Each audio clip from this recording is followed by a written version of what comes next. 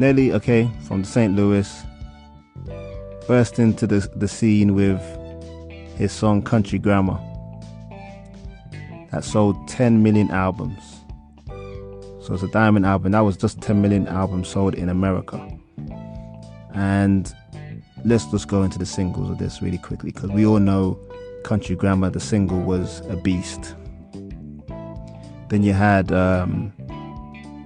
EI, which probably was the least well performed song on the album, but EI had Batter Up. It had what's those songs now? Ride With Me, Batter Up, EI. EI was my song. Oh my days. Ride With Me was the biggest song though. That song was all over the radio back in the day. But that album sold 10 million in 2000. What I liked about Nelly, in terms of checking out his history, is that he very rarely had many. His first album sold so much it didn't even have any features. The only people on that album was Lil Wayne, and it still ended up selling 10 million. That was just pure good music that sold the album. There was no he was shot a bunch of times or he had beef with such and such. It was just good music. Very rarely you have somebody come out and they're not under a super producer, or their artist is a big artist, or they got beef with some other big rapper. His one was just pure music. Very rare in hip hop that someone is that successful and it's just the music. Obviously he was with a big label, Universal, but there's plenty of people on big label that don't do well. But yeah, 2 years later, Nelly came out with Nellyville, which was sold 6.5 million albums. Another album with hardly any features, just had Kelly Rowland and Justin Timberlake, and they were both on singles. So the biggest song on this was probably Nelly's biggest song he's done, is Hot in Here.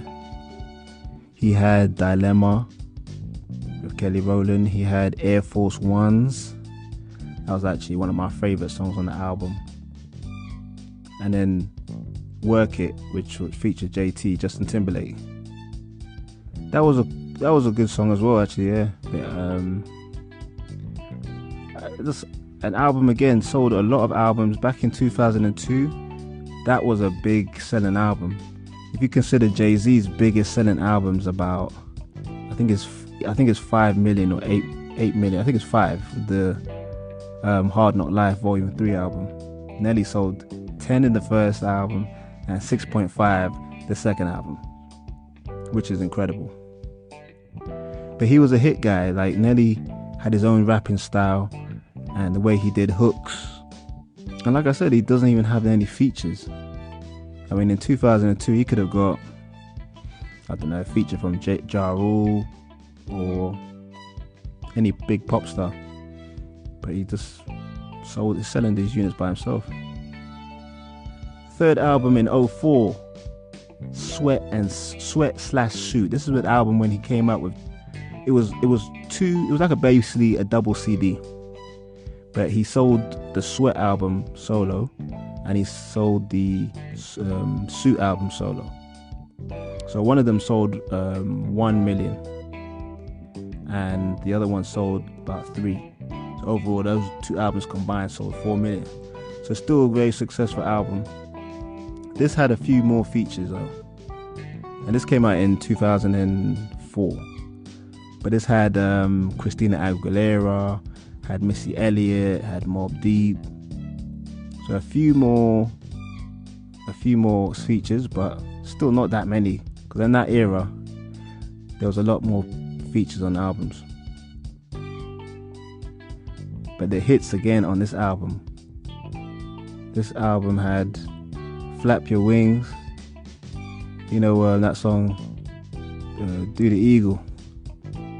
And then it had I remember that video had like a dirty version. Back in the day when they did dirty versions for their singles. And then it had that super pop song, My Place, with Jaheim. I couldn't stand that song. I hated that song with a passion. Yeah, My Place was horrible. But that was a big song. That was probably, arguably one of his best, probably top 3 of his biggest songs commercially. Then you had Nah Nah Nah. Oh yeah, that was that hood type of Art Temper song. That was my song as well. I used to play that on my iPod quite a lot. And then another big song actually, Over and Over Again with Tim, what was that boy's name? Tim McCraw, the country song. That was a big song. It was actually a good song actually. I liked that song. That was a cool song. It was pretty chilled out. Nelly showing his diversity there, that one. You see the hits this guy has, it's mad. He also had Grills. I think Grills came on that song and that album. Yeah, boy. Nelly has some joints. Next album, Brass Knuckles, 2008. This sold just gold. So for Nelly, that was a big drop. But 2008, people's albums were not selling like they used to. People weren't going multi-platinum like they were in the early of the decade. But yeah, to go from 10 million in 2000 to 2008 selling gold is not Nelly's level. But again, hits for days this album had. This had it had Party People with Fergie. It had Baby on Me, Body on Me, sorry, with Akon and Ashanti. You know, him and Ashanti had a thing around that time. And then one of my favorites, probably my favorite off this album, was Stepped on My J's. That was my joint. That was my song. That was featuring Jermaine Dupri, Sierra. Was Bow Wow on that? Nah, I think it was just Jermaine Dupri and Bow and Sierra, because Sierra was hot back then. Sierra came out around 2005 or 4, so she was the big R&B girl then. The real princess of R&B, not Ashanti. I wasn't. Yeah. Anyway, but I would say this album, Brass Knuckles, was his last like semi-successful album with hits, proper hits on it. Because as much as the album only sold, went gold, which was still successful back then, but especially for a veteran at that point, it still had hits on it. So he had a few hits on the album.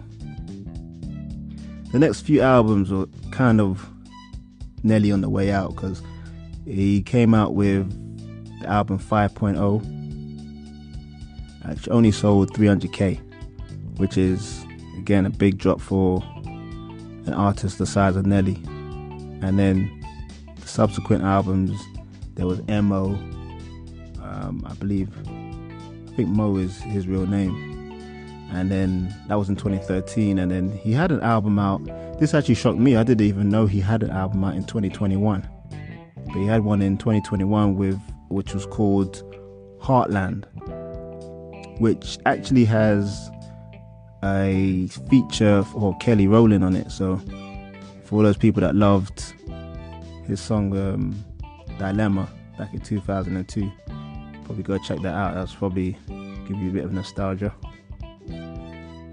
But yeah, in terms of music, that was it for Nelly. He hasn't put out any music since then. But obviously Nelly was like a big artist featuring on people's things. He had his own style, the way he wrote his hooks.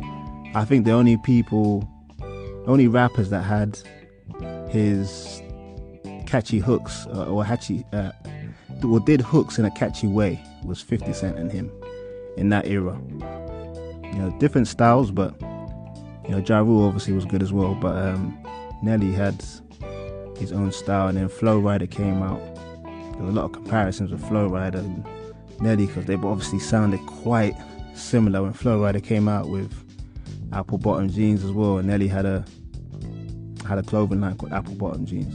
Oh yeah, the Saint Lunatics as well. He had a group called the Lunatics, Saint Lunatics. They were all right, but weren't that good at the same time. I think Murphy Lee was the only one that came out of a solo project, and the only one that actually had a rap style that was actually quite decent. But yeah, besides the music, Nelly's had a few legal issues. Was caught with on his tour bus like drugs. think it was just weed, and he had a rape charge, a few rape allegations against him in 2016, 17 and 18, but all of them were settled out of court.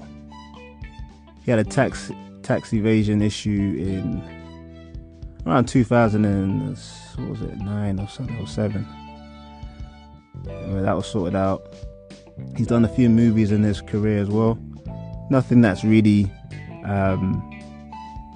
to talk about, really. I mean, he did one with Adam Sandler and Chris Rock. I think it was The Few Yards or something, The Yards. That was when he was at the peak of his career. Yeah, and the only thing notable outside of that was he had a relationship with Floyd Mayweather's girl. She was kind of hot, I ain't gonna lie. But they had a little beef over that. But that was it about Nelly, you know. Great artist, doesn't get spoke about enough, especially the first album. Our first album should definitely get spoke about more, because in hip hop, there's not many people that sold 10 million albums, especially ones that are alive in America only. I mean, the only rappers I can think of. Well, I've done an episode on this, so you guys go check this out. I've got a previous episode on my pod about albums, the only albums that have gone diamond in hip hop in America.